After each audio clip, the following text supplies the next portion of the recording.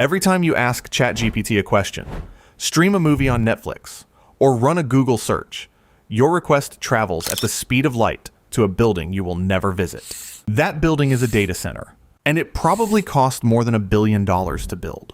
The company that owns it spent years pouring money into concrete, copper, steel, and silicon before a single customer ever paid a bill.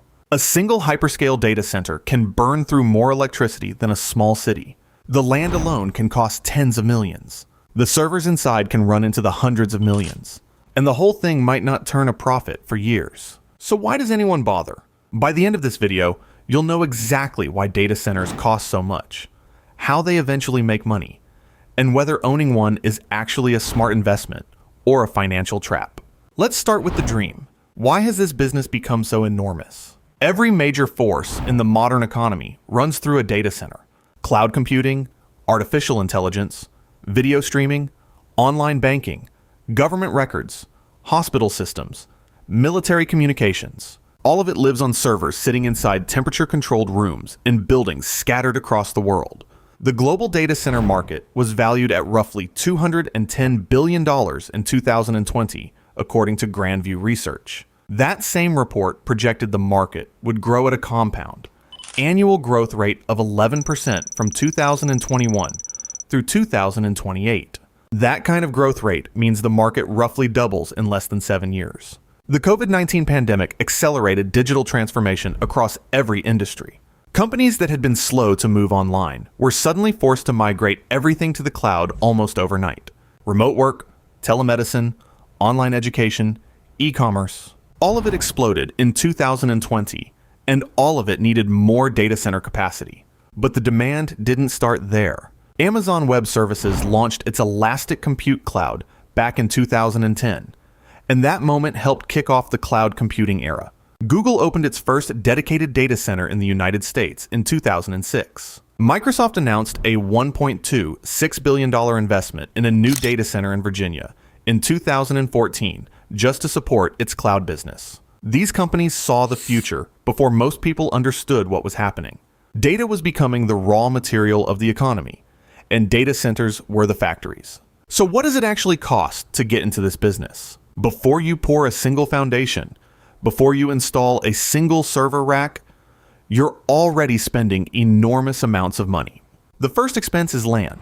Data centers need large plots, often in areas with access to cheap electricity, reliable water for cooling, and connections to major fiber optic networks. That combination of requirements limits your options. You can't just build anywhere. You need proximity to population centers for low latency, but you also need affordable power, which often means building in rural or suburban areas. That creates a tension between cost and performance that drives every site selection decision. After land comes permitting. Local governments have become increasingly complicated to work with because data centers consume so much power and water. Environmental impact studies, zoning approvals, utility agreements. These processes can take months or even years. Then there's the power infrastructure. A data center is, at its core, a massive electricity consumer. You need dedicated substations, transformers, and power feeds from the local utility grid. In many cases, the data center operator has to pay to upgrade the surrounding electrical infrastructure just to handle the load. Fiber optic connections are another pre-construction cost. Without high-speed fiber running directly to your building, the data center is useless. Laying fiber or securing dark fiber leases adds millions more to the bill before construction even starts. According to Deloitte, small data centers under 500 kilowatts can cost between $5 million and $10 million.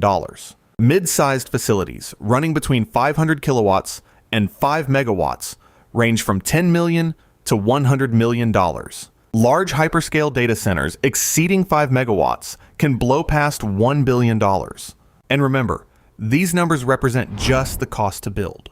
They don't include the ongoing operational expenses that start the moment the lights come on. What does the actual construction look like? Building a data center is closer to building a small city than building a regular commercial building.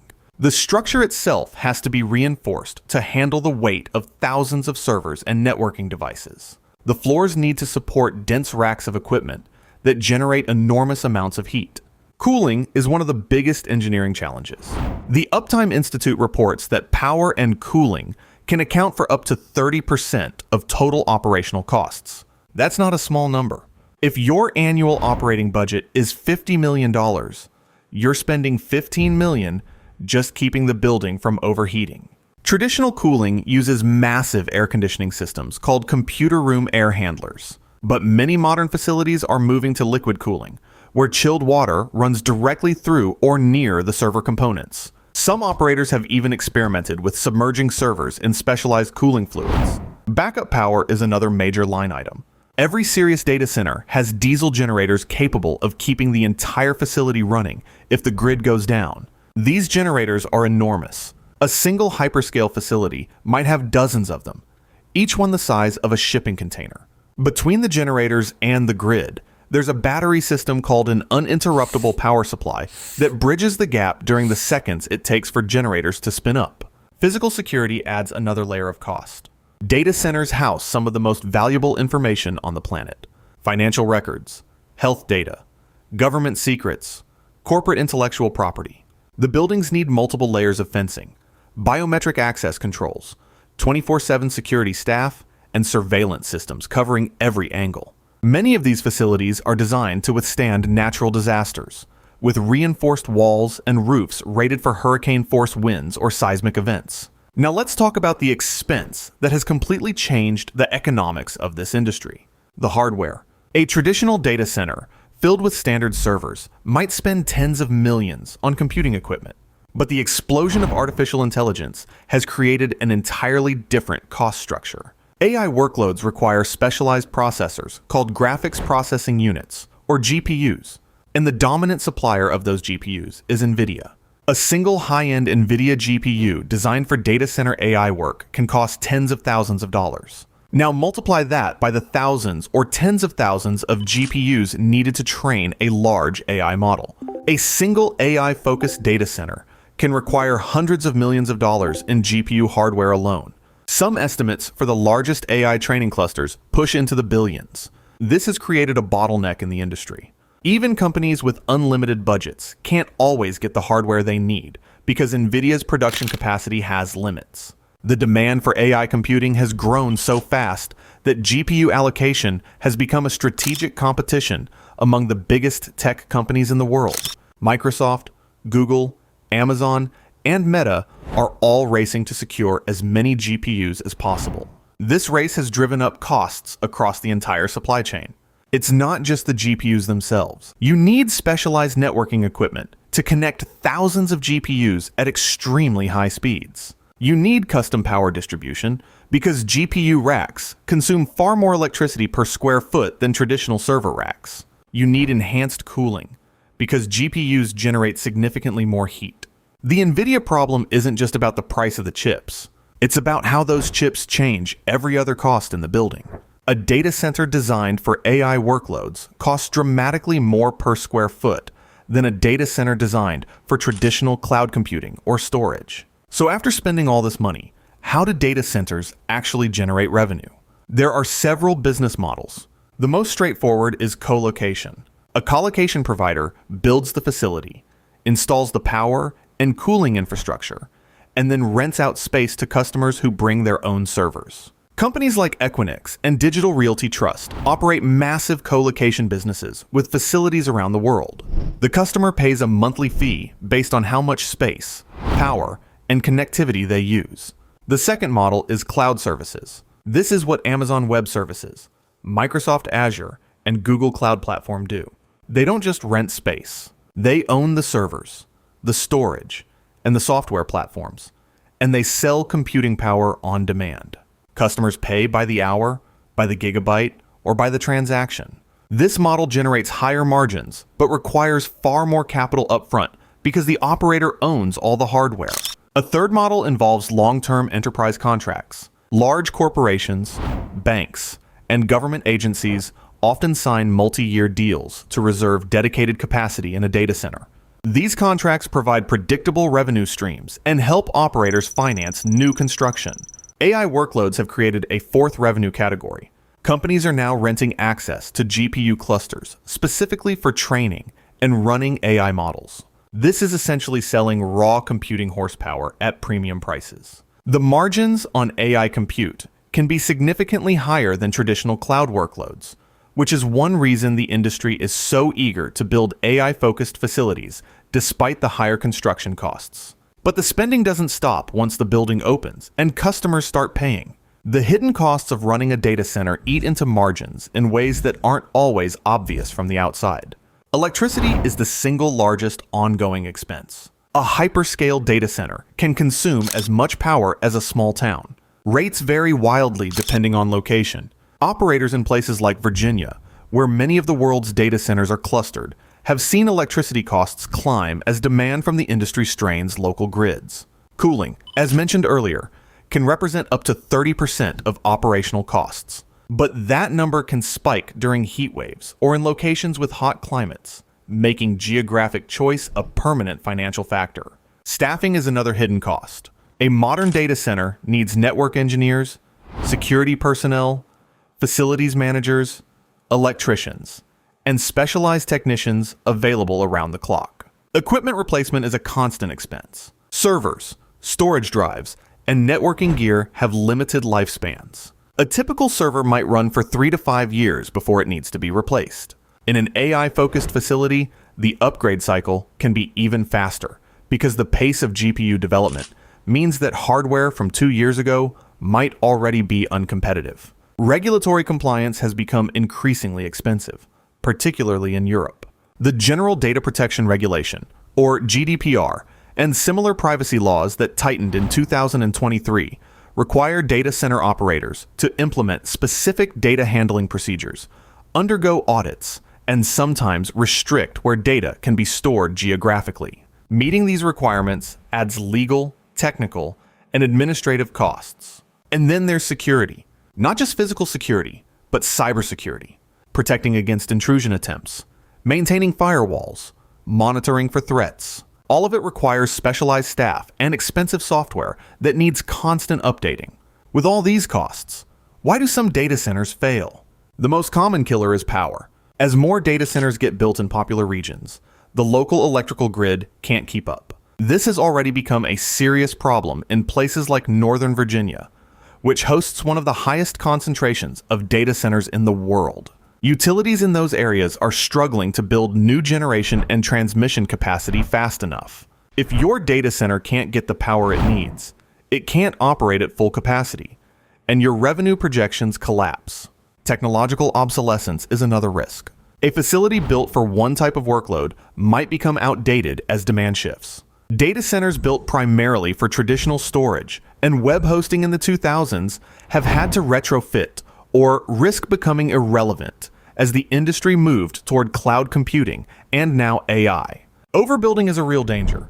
When demand projections are too optimistic, operators can end up with empty racks and unused capacity. Those empty racks still cost money to cool, power, and maintain. Competition is fierce. The biggest operators have massive economies of scale that smaller players can't match. Hyperscale operators like AWS, Microsoft, and Google build modular data centers designed for rapid scaling. They can deploy new capacity faster and cheaper than smaller competitors because they've standardized their designs and supply chains. Changing AI demand introduces a newer risk.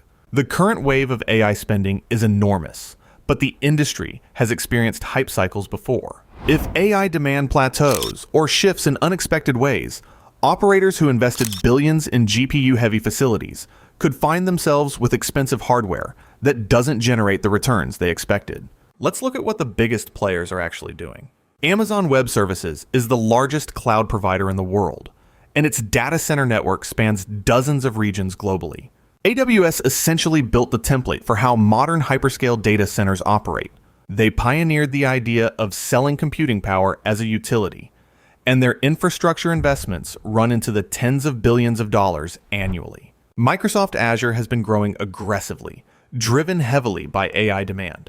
Microsoft's partnership with OpenAI has required massive data center expansion, specifically to support AI training and inference. Microsoft has also committed to being carbon negative by 2030, which means it's investing heavily in renewable energy to power its facilities. Google Cloud Platform takes a different approach in some ways. Google has long focused on energy efficiency in its data centers, using custom-designed servers and advanced cooling techniques. Google also invests in submarine cable systems to enhance global connectivity and reduce latency for its cloud services. On the colocation side, companies like Equinix and Digital Realty Trust operate some of the largest portfolios of data center facilities in the world. Equinix alone has more than 260 data centers across dozens of countries. These companies don't run cloud platforms. They provide the physical space and infrastructure that other companies use to house their own equipment. Their business model depends on high occupancy rates and long-term leases. Each of these operators faces the same fundamental challenge. They have to spend billions of dollars years before the revenue from those investments materializes. The gap between spending and earning is the defining financial characteristic of this industry. So is owning a data center actually a good investment? The answer depends entirely on your scale, your timing, and your tolerance for risk. At the hyperscale level, data centers are extraordinarily profitable for the companies that can afford to build them. AWS generates tens of billions in annual revenue, and its margins are among the highest in Amazon's business. Microsoft Azure is growing rapidly and becoming a larger share of Microsoft's total profits. Google Cloud turned profitable in recent years after years of heavy investment. For these companies, data centers aren't just infrastructure. They're the foundation of their most profitable business lines. At the colocation level, the economics are different, but can still be attractive. Companies like Equinix generate stable cash flows from long-term leases with credit-worthy tenants. The risk is lower because you're not betting on any single technology.